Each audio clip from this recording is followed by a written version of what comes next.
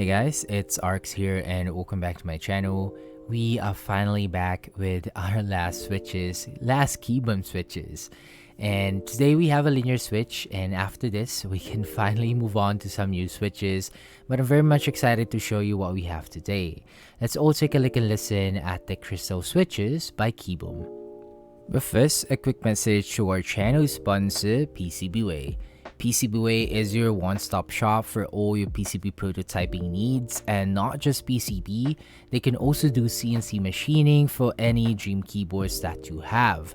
Now, I tried it before and I'm going to show you the artisan case that I made from PCBWay. Now, it's very quick and easy. All you have to do is just upload your file, wait for a code, and you're good to go. If you are interested with these kinds of services, head over now to PCBWay.com, links in the description. A quick disclaimer that the switches was sent by Maker for a review, but I wasn't paid to make the video, and of course I'll give you guys my honest and unbiased opinion about the crystal switches. I've placed Maker's link on the description down below. Now let's take a look at the switches.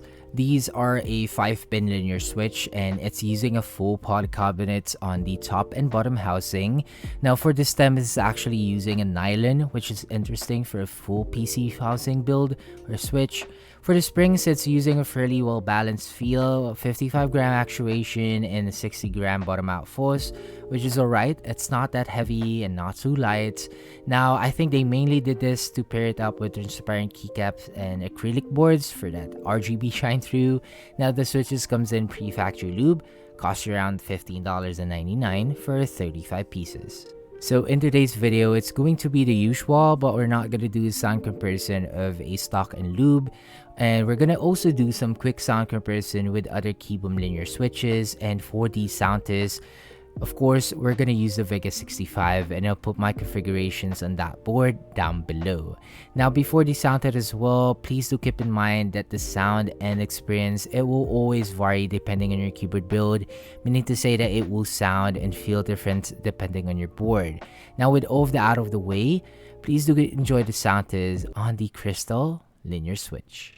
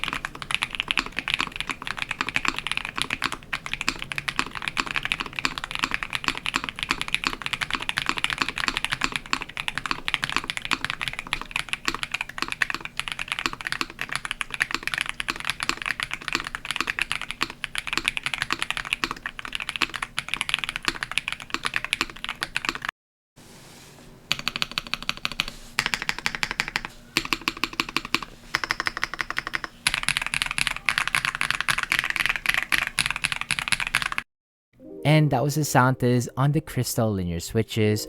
Please do let me know on what you think about them on the comment section down below. Let's have some quick discussions. If you also made it up to this point of the video, I'd like to say thank you for staying. And now let's talk about my thoughts and opinion about the switch. Now let's talk about my thoughts on the feel. On stock or the out-of-the-box experience, I kind of feel a bit of a plastic feeling when typing, but I believe it's due to the materials and the way it was molded on a see-through switches like these. I don't know, but every transparent switches or see-through ones like these ones, it tends to have that very friction-like feeling when typing, even with the pre-factory lube. Now, I'm not saying it's bad, but it's just not smooth as I expected it to be. Linear feel wise, it's a very well balanced. I like the actuation, it's just in between. Didn't feel light and I didn't have any worries mistyping or clicking. with its actuation. Now you can also feel a little bit of its bottom out, even though I'm using a polycarbonate plate which has a softer feel or bottom out when every switch typing. I can still feel that sharpness of its bottom out. Honestly, I like Kiiboom switches that has the medium to heavy feel versus the light actuation points that they have. Now let's move on to my thoughts on the sound. Out of the box or with the pre-factory lube, I think it was alright, but not as good as the other linear switches that they have. Now, one thing to note is that I still didn't hear any scratches or leaf crunch, which is good. And now, the sound profile wise, or like the overall sound on our board, they are actually decent. They sound sharp as the linears, but not that aggressive, and it has like enough clack to it and deep to it, but not being too sounding high pitch or muted. Overall, the switches aren't that bad, but I don't really like transparent or translucent switches. For me, there's just something off about that mode. And again, the switches do sound and feel nice, but I really don't see myself using this on a daily basis. And of course, that's just my preference. If you really have a transparent build or critic board, this is a nice switch to have that more RGB shine through.